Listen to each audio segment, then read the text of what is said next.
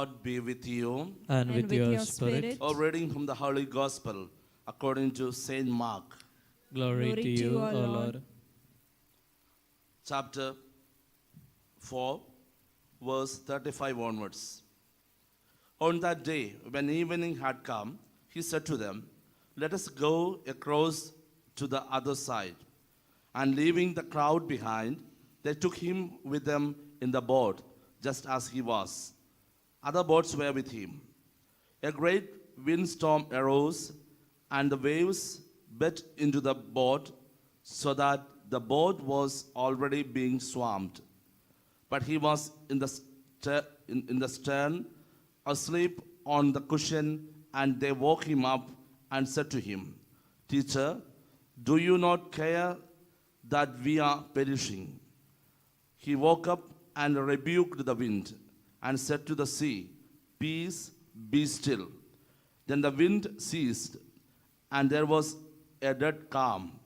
He said to them, "Why are you afraid? Have you still no faith?" And they were filled with great awe and said to one another, "Who then is this that even the wind and the sea obey him?" The word of the Lord. Praise to you, Lord Jesus Christ. My dear brothers and sisters in Jesus Christ,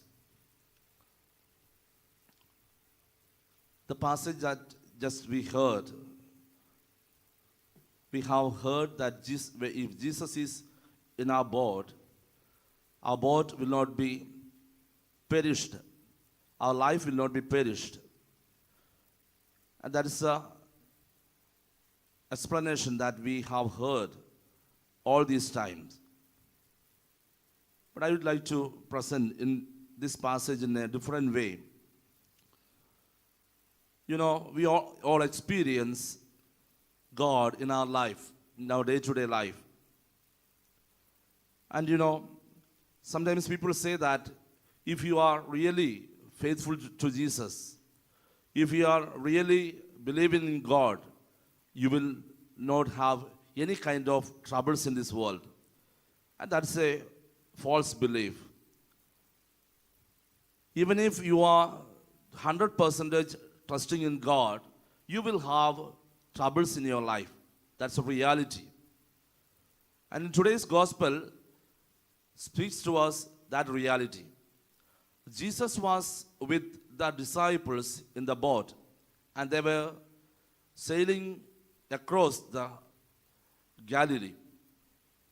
Even though Jesus was there, the boat was affected by the storm and wind, and the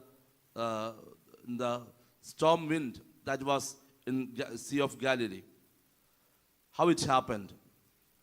And it speaks to us, even if you are going with Jesus, even if you are going with the real faith in God, you will be affected the calamities of this world, because you are in this world.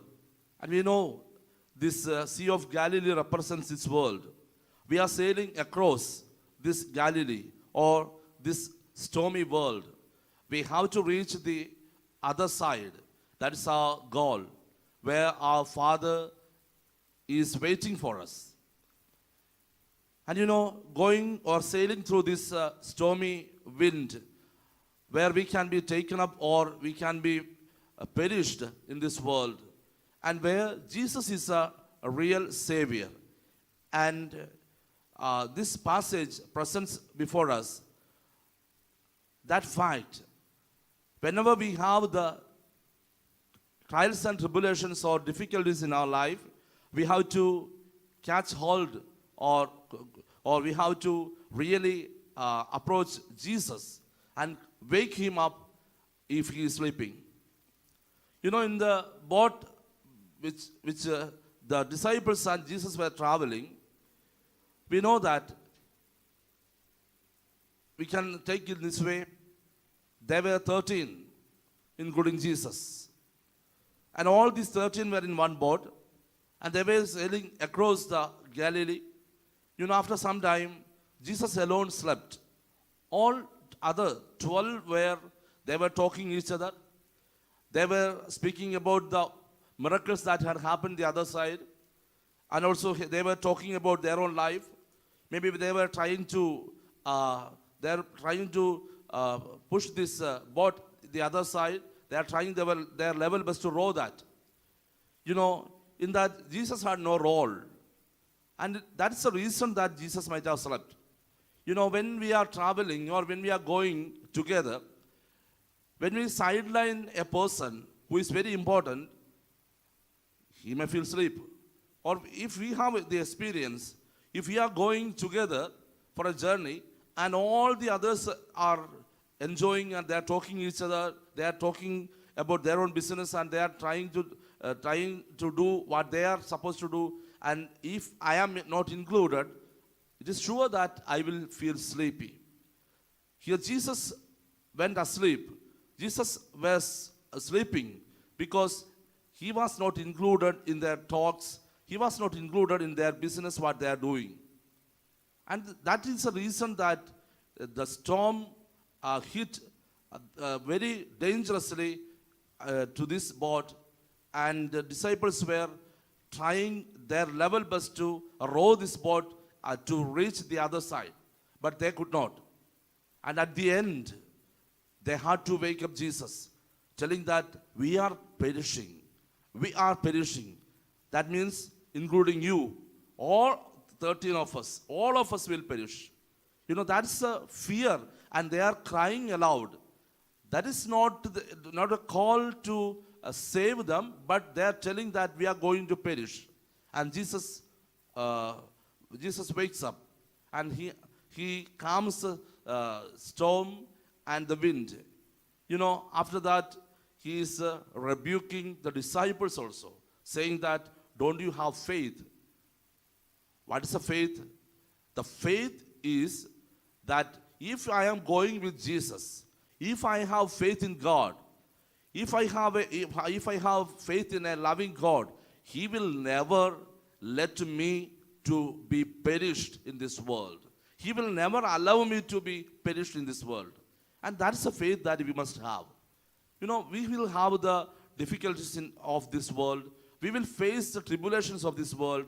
We will face the sickness. We will face the problems of this world. But if you have faith, you will not be perished. By believing in Jesus, your soul will be saved, or you will be saved. And that is the faith that we have in God. And let's also think that even if we are going with Jesus, we have to face these troubles and tribulations. And if you don't have Jesus also, we have to face these trials and tribulations. But if you are going with Jesus, surely you will have an eternal life. That is the other side of this life. Let's be with Jesus. Let's always allow Jesus to work in us. Let's always give that chance to Jesus, or let's also always include Jesus in our life, in our day-to-day activities. Let's